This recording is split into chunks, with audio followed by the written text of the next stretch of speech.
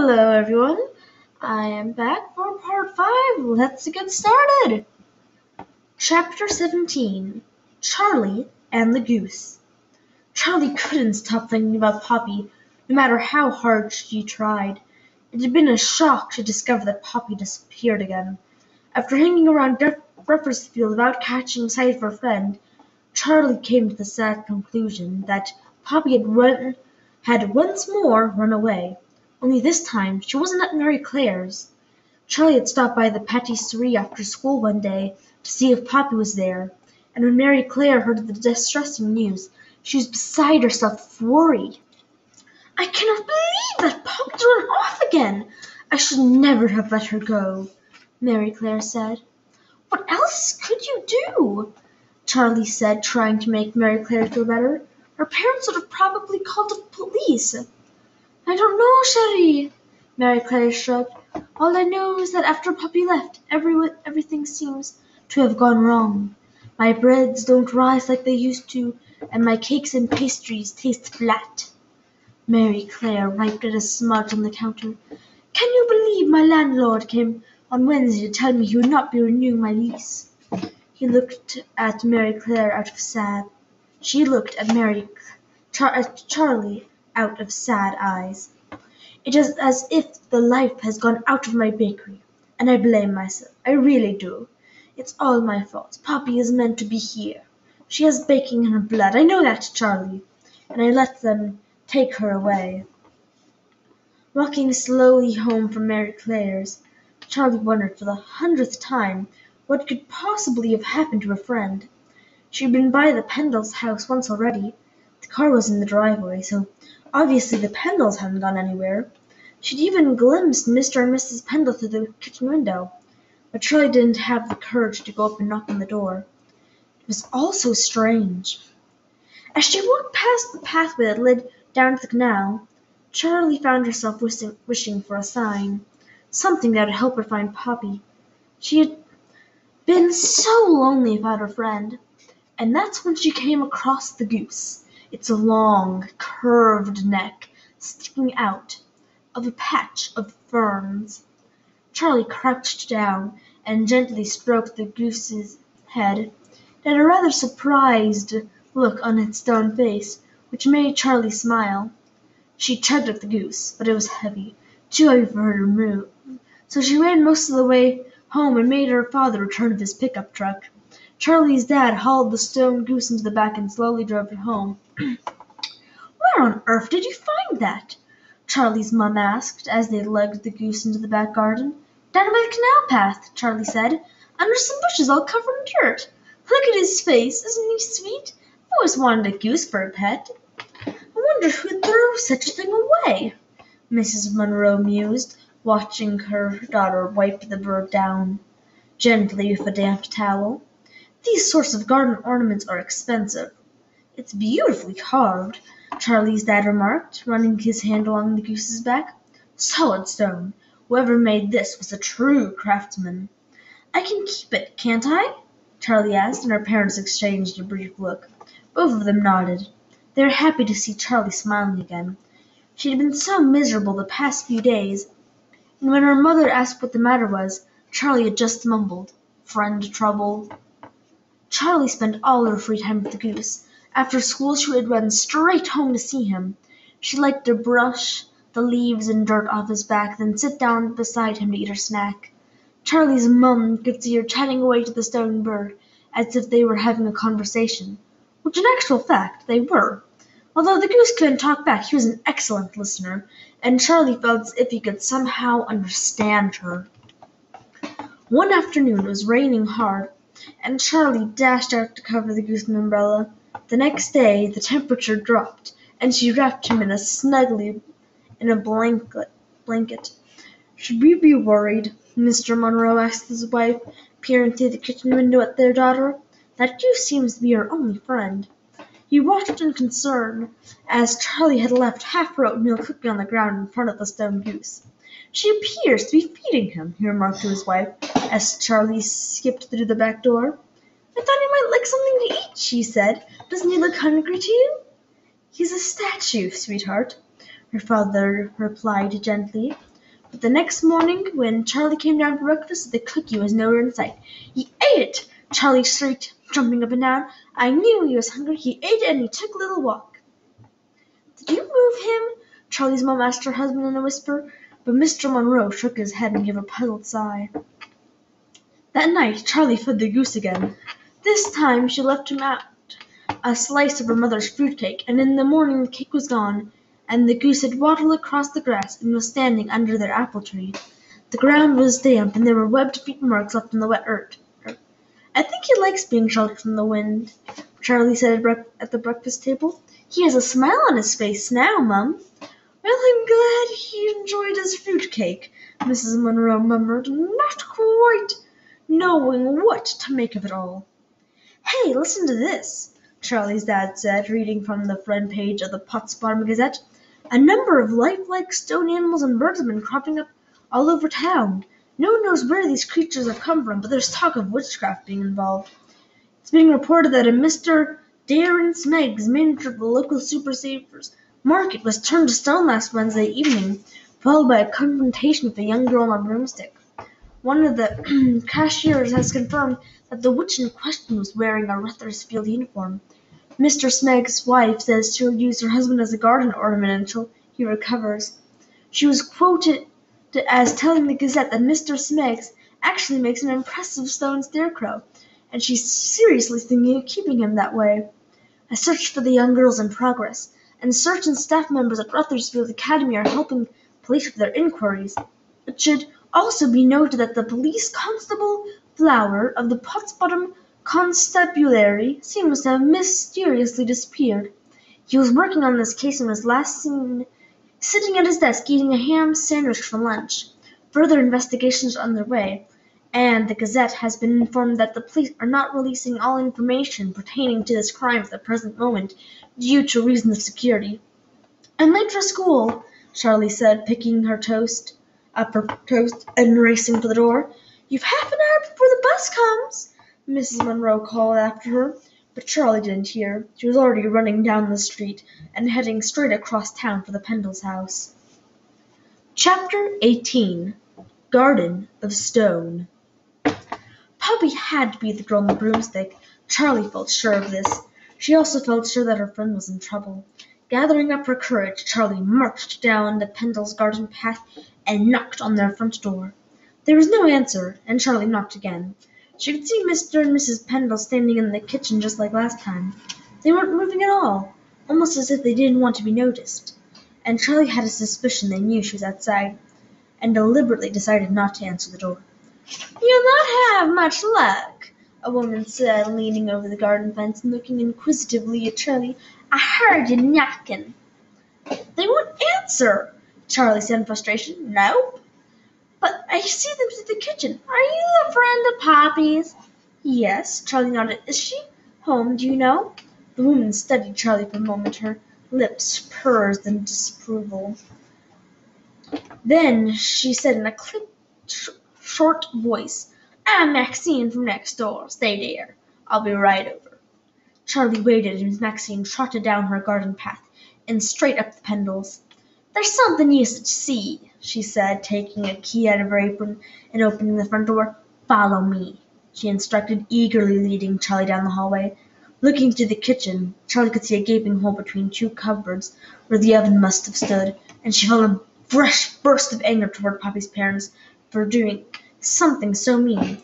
"Don't touch," Maxine ordered, escorting Charlie into the room.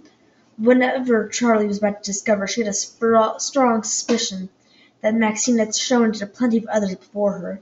"There," Maxine announced dramatically, waving a hand at Mr. and Mrs. Pendle, who were still standing exactly where Poppy had left them. "Oh!" Charlie exclaimed, covering her mouth in shock. "Oh!" she gasped again, feeling slightly sick. "Are they real?" Charlie said, giving a spontaneous shiver. This was not what she'd been expecting.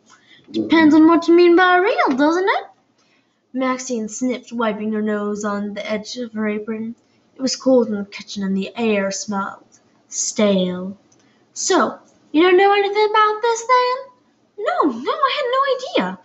Charlie shook her head in disbelief, holding on to the edge of the table for support. Poppy did that to them, Maxine said frostily, although she couldn't hide the ghoulish excitement in her eyes. Turned her own parents to stone. Are you sure it was Poppy? Charlie questioned, knowing the answer, but not quite believing it. Of course I'm sure. You should have heard them yelling. Maxine shuddered. Even if my telly on, I could hear them going at it. Who knows what that girl was doing to make her mother so mad? Poppy was a handful, all right. Bad influence, let her stray. Poppy or Edith always reckoned. And she gave Charlie a hard stare. Anyway, I'm not surprised she went out the deep end. Poppy was different, but to turn on your own parents like that, sooner or later, I imagine they'll come out of it. Maxine's voice trailed off and she shook her head slowly. Charlie let go of the table and hesitated a moment before cautiously walking up to Mrs. Pendle. It's the same stone as my goose, she whispered, reaching out a hand and touching a cold, hard sleeve. What did you say? I can't hear you, and I said not to touch. Nothing, Charlie murmured, staring up at Mrs. Pendle's distraught-looking face, which appeared to have been frozen in mid-chew. It's Edith's poor sister Babe I feel sorry for. Maxine went on for relish. She was the one to find them, fainted dead away, and hasn't left her house since. Maxine pulled her cardigan around her and lowered her voice, as if someone was listening in. I think she's worried Poppy will get her next. Suddenly the kitchen felt stifling. I have to go, Charlie gasped, stumbling through the hallway. She had to have her share. Sure you don't know anything about this? Maxine questioned suspiciously, following after her. I'm sorry, I don't, but I hope they're okay. Charlie said, glancing back at the Pendles. Well, if you want that friend of hers, you tell her she's wanted by the police. She can't go around casting spills on innocent people, Maxine said. It's a criminal offense, that is, turning people, and especially your parents, to stone. She'll be sent to scrubs when they find her. That's what the police told me. So you've spoken to them, have you? Charlie said, feeling more and more anxious. Of course I have, Maxine nodded eagerly. Went right down to the police station with poor Viv after she discovered what Poppy had done. The police aren't talking to the press about it yet, though. Maxine sounded slightly disappointed. Poppy being a minor and all that. Viv and I have been sworn to secrecy. But they're looking for that girl, she continued, lowering her voice. Maxine added, Officer Cable doesn't want to scare the public either, you see.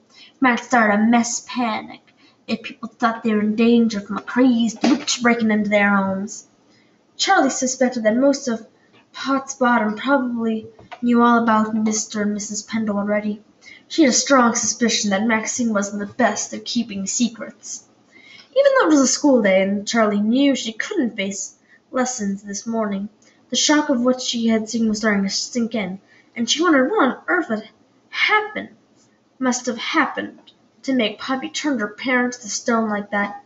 Something really dreadful, Charlie suspected, folding her arms across her stomach and feeling more and more worried as she walked.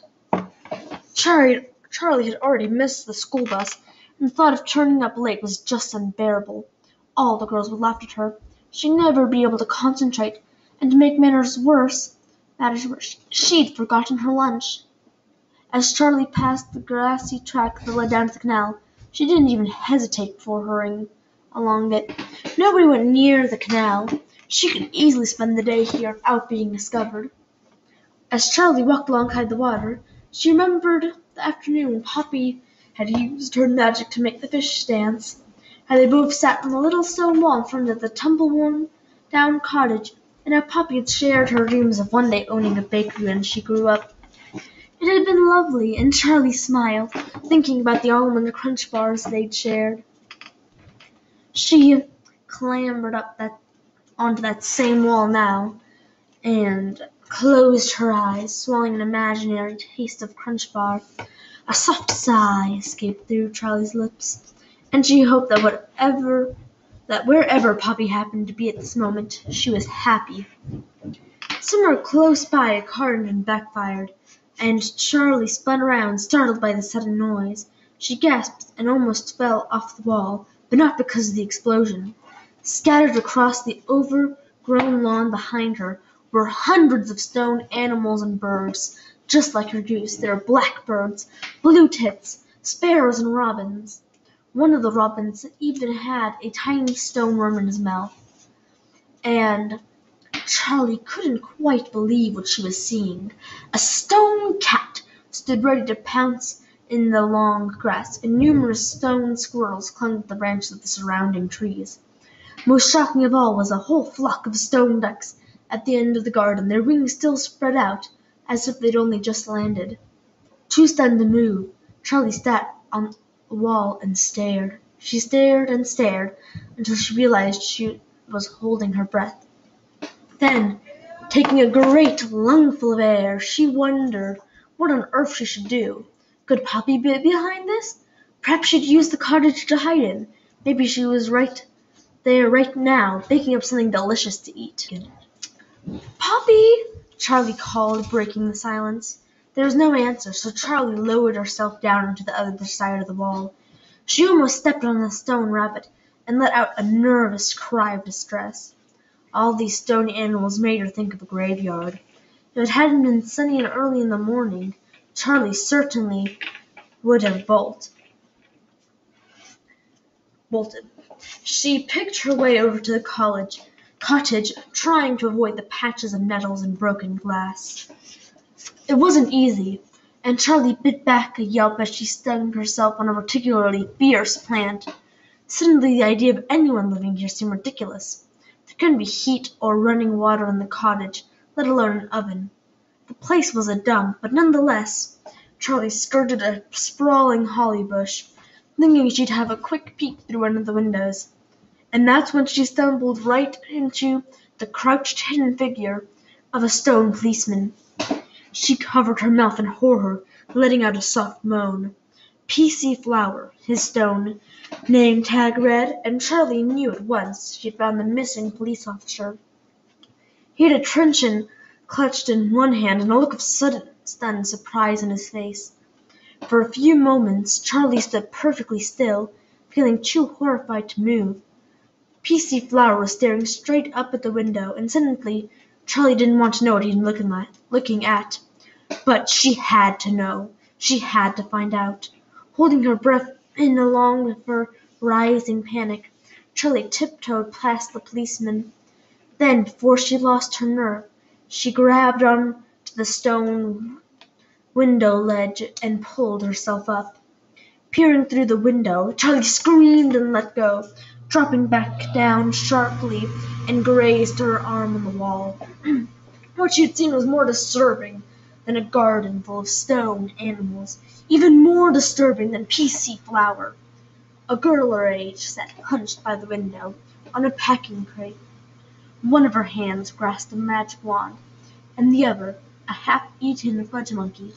Empty cans and twirly bars littered the floor around her, and there was a nasty smell of stew in the air. Bravely pulling herself up for another look, Charlie ignored the pain in her arm.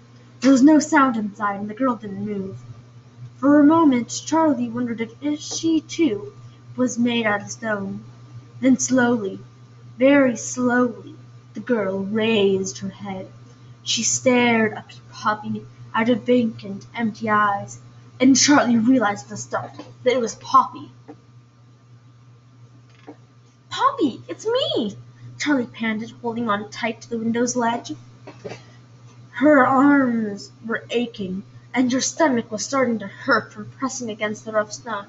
"I've been so worried about you." Still, the eyes looking up at her didn't register any emotion. The girl looked like Poppy, but her eyes were someone else's. They were as blank as a piece of untouched paper. "Poppy, it's me!" Charlie repeated in a louder voice, beginning to feel scared. "I want to help you, please." She wished her friend would say something, anything, even if it was to tell her to go away. But Poppy kept on staring at Charlie as if she were invisible. "Look at me!" Charlie shouted. "I'm right here, Poppy! Look at me!" Then, without warning, Poppy suddenly blinked and raised her wand in the air, croaking out, "Constricti crabby haltus!" Letting go, Charlie dropped abruptly onto the grass again. squealing as a gray thunderbolt whizzed by her ear. She whipped around to see it hit a starling that had been landed in the tree behind her. Almost immediately the starling froze, and faded to the color of bleak stone, its beak hanging open as if it were about to sing. Not wanting to see any more, Charlie turned and ran. She had never been a particularly fast runner, but if her gym teacher were watching her now, he would certainly have signed her up for the track team. Charlie ran and ran, expecting to be turned into stone at any second. Her legs ached and her stomach cramped, but still she ran on. Straight through the center of Potts Bottom and past Hattie Street Mary Clare, Charlie sprinted. Nosy old Maxine said she was to go to the police if she found Poppy. Well, Charlie had no intention of doing any such thing. This wasn't a police matter as far as she was concerned. It was a case of magic gone too far. What she needed to do now was find out what sort of magic Poppy was using. Then maybe she could help her friend stop. Chapter 19. A Dangerous Witch. Charlie clattered up the wide granite steps of Ruthersfield Academy and pushed against the door. It was locked. She pulled on the bell rope before she could change her mind. The clang, clang, clang of the sombre bell rang out from inside. Footsteps could be heard, and Charlie stood gasping for breath as she waited for someone to come. A girl dressed in a purple and gold school uniform opened the heavy door. Yes. She looked down at Poppy with a condescending sneer. I'd like to talk to the headmistress, please. Excuse me? The girl gave a superior snort of laughter. You're not a Ruthersfield girl, are you? This was a statement, not a question, and Charlie's confidence immediately started to crumble. Then she remembered Poppy for dirty, matted hair and half-eaten fudge monkey. Who else was there to help her friend? No, I'm not, but I still need to speak with the headmistress. What is this about? The girl asked, examining her long purple nails. It's private, Charlie stammered, because you're obviously not magic, are you? And you can't attend Ruthersfield unless you got the gift. I don't want to come here, Charlie explained, noticing a woman in a long, flowing cloak, walking with clipped, purposeful strides across the hall behind her. She looked official, like a teacher, and raised her voice so the woman could hear. Charlie said loudly, I need to talk to someone. It's about Poppy Pendle. Poppy Pendle? The woman broke in, hurrying over and brushed aside the girl's purple nails. Shouldn't you be in the history class, dearie? Yes, Miss Weedle, but I heard a bell ring and no one else was around. Well, you can go now, dearie. Thank you, and I'll handle this. Bending down so her face was level with Charlie's, she said, You have information on Poppy Pendle? Yes, Charlie whispered, feeling nervous. Come with me, please, the woman said briskly, motioning for Charlie to follow her. This is a matter for Miss Roach. As they hurried past the girl called Deirdre, she narrowed her eyes at Charlie, flipped back her long dark hair, and gave another spectacular sneer. Maybe that was just how her face always looked. No wonder Poppy hates it here, Charlie thought. First of all, there didn't seem to be any windows let light in, so it was as dark and stuffy as a cardboard box. Here we are, Miss Weedle, the spells and charms teacher announced, coming to a halt in front of the padded green leather doors. She knocked once and immediately pushed down the brass handle, ushering Charlie inside. Emergency, she mouthed to the woman sitting behind the desk. We need to speak to Miss Roach right now. She's on a conference call, the desk person said, flipping to the magazine and shuffling some papers about in a flustered manner. I can't disturb her. Well, I can, Miss Weedle pronounced, marching straight past the desk and opening the door beyond. A tall, thin woman with small round glasses was holding up a phone to her ear and frowning. Her frown got deeper as she glared at the intruders, waving them away with a flick of her wrist. She covered the mouthpiece and hissed, Busy! It's about Poppy, Miss Weedle said, rolling her eyes in Charlie's direction. I'll call you back, the headmistress snapped abruptly, hanging up the telephone. Newspaper reporters, all the daily press are hounding me for interviews. They know a Ruthersfield girl is involved, of course, and I'm trying to keep this thing contained, but an evil witch is big news. especially one who has turned to the dark side at such a young age. Adjusting her glasses, she studied Poppy through them. Would someone please care to explain what is going on here?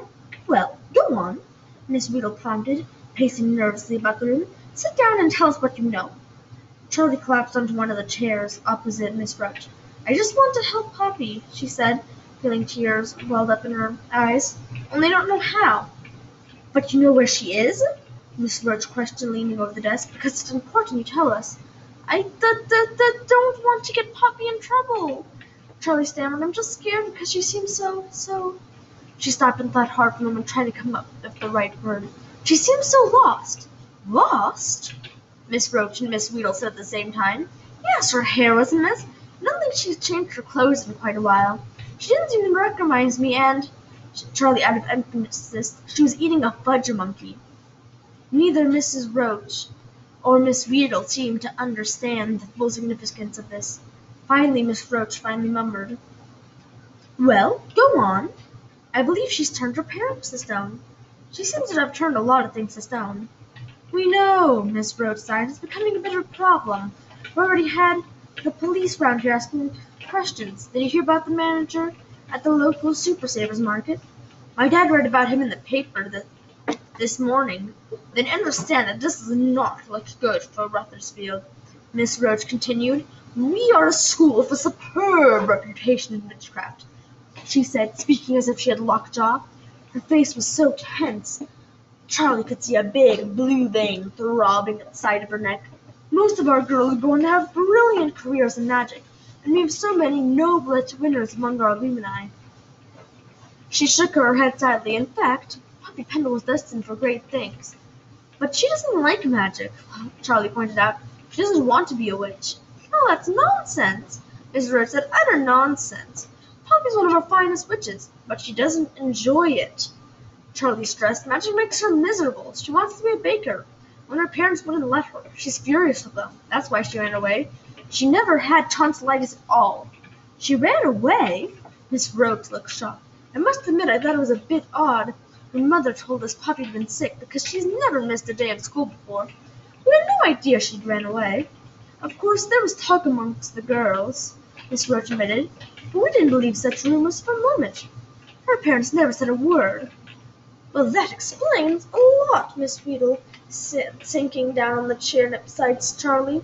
It certainly explains why the Stop Now spell works so well with her.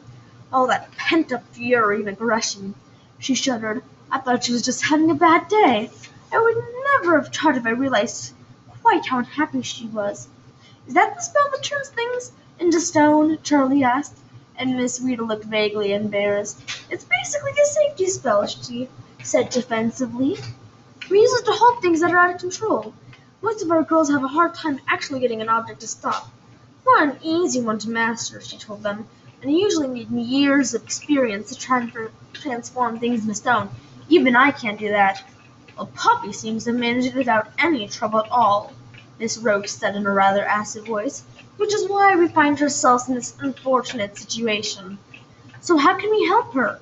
Charlie asked again. There must be a way to stop her from doing what she's doing. Not really, Miss Weedle sighed. There's no reversal charm for this type of spell. I don't understand what you mean, Charlie said. Miss Weedle slipped a ring on her finger. It's complicated, she said. There's, of course, an antidote to the basic Stop Now spell. You can freeze it and then unfreeze it again. A moving car, a mouse, a rolling ball.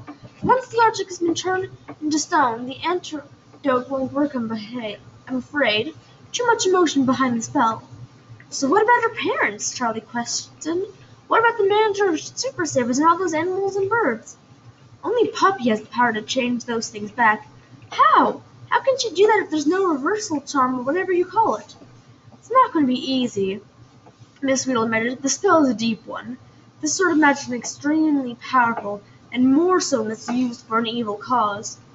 Turning her parents to stone wasn't evil, Charlie interrupted hotly. They were awful to Poppy. They deserved it.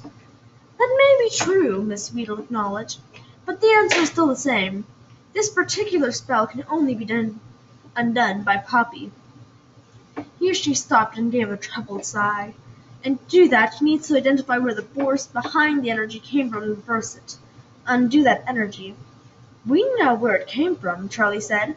She was working at Patisserie Marie Claire and her parents dragged her back home. She didn't want to leave. Charlie scowled at Miss Roach as if she was partly responsible. Puppy was really upset. It's all she ever wanted to do, bake, and now she'll never cook again. So to reverse the stop it now spell, Miss Weedle said somberly, Puppy needs to get rid of her anger. That particular anger. The one that's driving her fury. That's the problem. Charlie's voice shook. That's why I came here. I don't think Poppy wants to stop what she's doing. Think she's given up. She's eating fudge monkeys and twirlies. Well, then we have a serious crisis, Miss Weedle said gravely. Once the witches go over to the dark side, it's almost impossible to help them get back again, unless they're willing to change. Most, I'm afraid, are not. Reaching for Charlie's hand, Miss Roach gave it a gentle squeeze. You must tell us where Poppy is, before she hurts anyone else. The police want her locked behind bars, and I must say I'm inclined to agree with them. Although, she added wistfully, it is a tragic waste of a beautiful mind. Right from the beginning I knew that girl had a special talent. Yes, she does, Charlie agreed. She makes the most delicious cakes and cookies in the world. That's what her talent is, and that's what she loves. She looks imploringly at the headmistress. Please, Miss Roach, don't call the police yet. Now that I understand about the spell Poppy's using, I honestly think I can help her. Let me try. I'm sure if Poppy starts baking again, she'll be happy. That's all she wants. That's why she's so upset, Charlie said, standing up and twisting a frizzy curl on her finger. Once Poppy begins to cook, she won't be angry anymore, and the spell will reverse itself and everything will be fine. Julie said it was impossible to make a good cake if you're in a bad mood. Did she now? Miss Roach muttered, leaning back in her chair and rubbing her eyes. Very well, child, I'll grant you a few more days, but only because I'd like to contain this scandal. If anyone else gets turned stone in the meantime, she lowered to gaze at Charlie, we call the police and tell them you tell them where Poppy is. Okay, Charlie nodded, shaking Mrs. Roach's hand and trying not to think about PC flour. Then, hurrying out of Rutherford Academy, Charlie sprinted straight for Mary Claire's. Chapter 20. An Idea. There were lights on in the shop, but Charlie couldn't see any people. Usually at this time in the morning, Patisserie Marie Claire was jammed with customers. Bonjour, Marie Claire said, glancing up behind the counter. Ah, Charlie, hello. Should you not be in school? I found Poppy, Charlie panted, down by the canal in that empty cottage. She's all by herself and her clothes are dirty. She's been eating fudge monkeys. Mary Claire gasped. Fudge monkeys! Charlie, this is serious! It's worse than that. She's the one who's been going around turning all the animals and birds in Pot's Bottom to stone. Charlie paused for breath. She turned her parents to stone, and the manager to the Super Savers Market. And you know that police officer disappeared? Charlie said. I read about him this morning, Mary Claire muttered. But, well, he's hidden behind a bush by the cottage. She's turned to stone as well, which means it probably won't be long before the rest of the police force discovers her. Mon Dieu! Mary Claire walked over to the door and flipped the closed sign around. Now we can talk without being disturbed. But what about your customers? Mary Claire said in concern. What customers? Mary Claire looked around the shop. Since Poppy left, my baking has not been the same. That's because you miss her, Charlie pointed out. Perhaps, Mary Claire agreed. Certainly my heart isn't in it. Did you not read the sign out front? She just read the window. I have to close next month. My landlord won't renew the lease. He wants to put a Mock Turtle's burger palace in here. That's horrible, Charlie grimaced. Poppy would be so upset if she knew. Have you talked with her? Mary Claire asked. Would she accept a visit from me, do you think? She won't talk at all. That's the problem, That's the problem. She's so unhappy, Mary Claire. This spell Poppy's been putting on everything is incredibly powerful. I think it's taken over her in some way, and there doesn't seem to be anything anyone can do about it. Charlie helped herself to a chocolate croissant from the display case and took a bite. It was dry and rather bland. not like the croissants Mary Claire used to make. How do you know this, Charlie? Mary Claire said, because I'd just been to Rutherfield. I thought they might have a way to help. At least change all the animals and birds Poppy turned to stone. Not that I care about those parents of hers, Charlie muttered. If it were up to me, I'd keep them stone forever.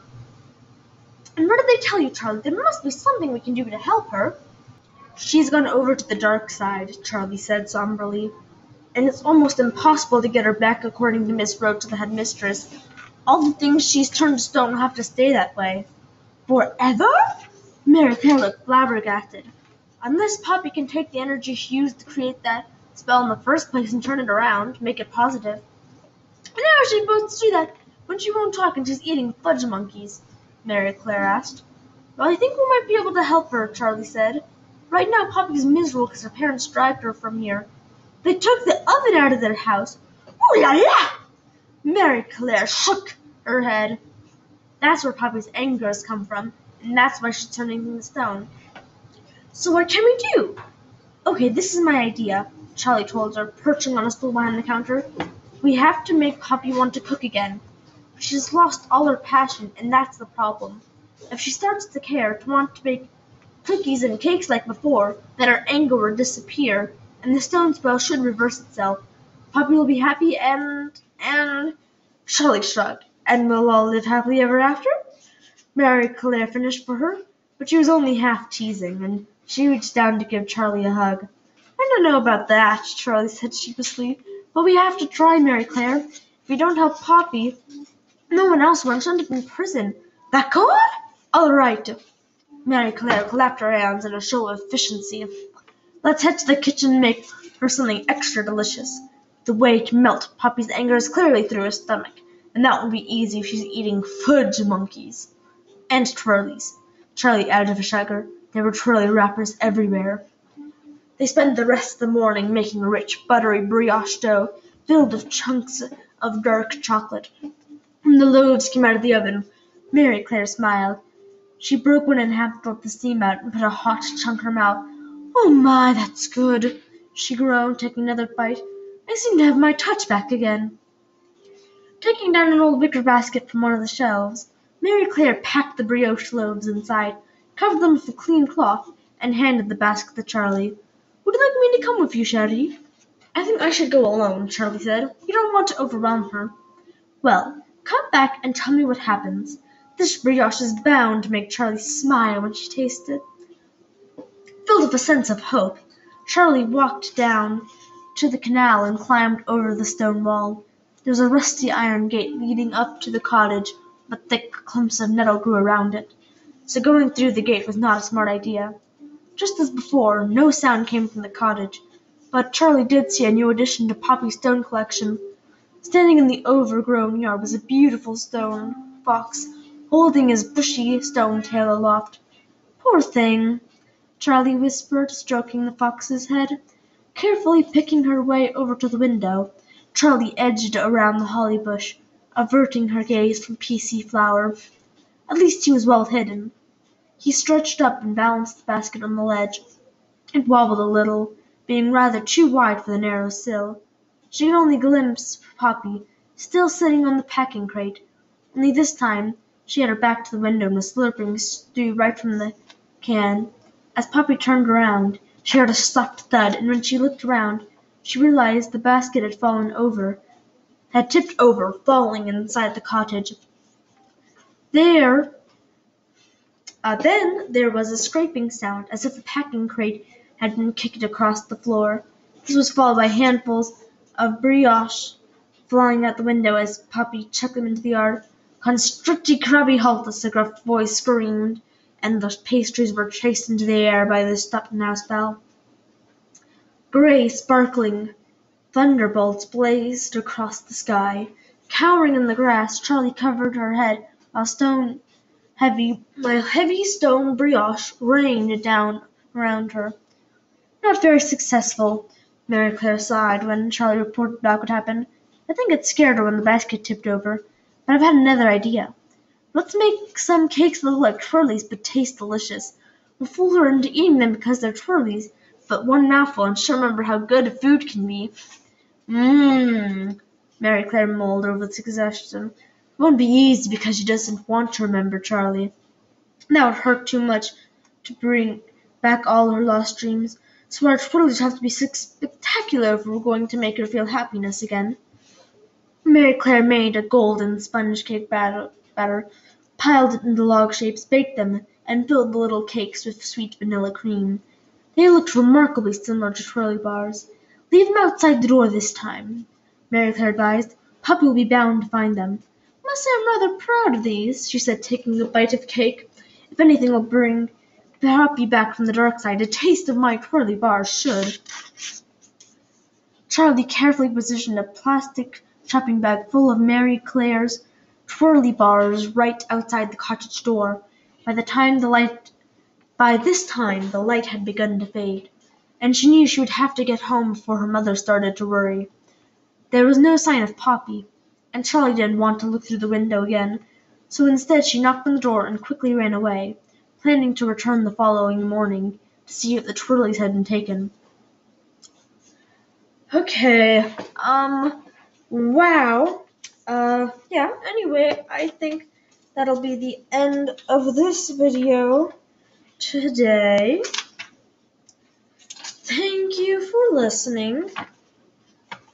Wow, my voice hurts. A little. Okay, a lot. Either way. Anyway, thanks for listening. We are really close to the end. I might actually finish it on the next video. I might not. We'll see. Anyway, thank you for listening. Bye.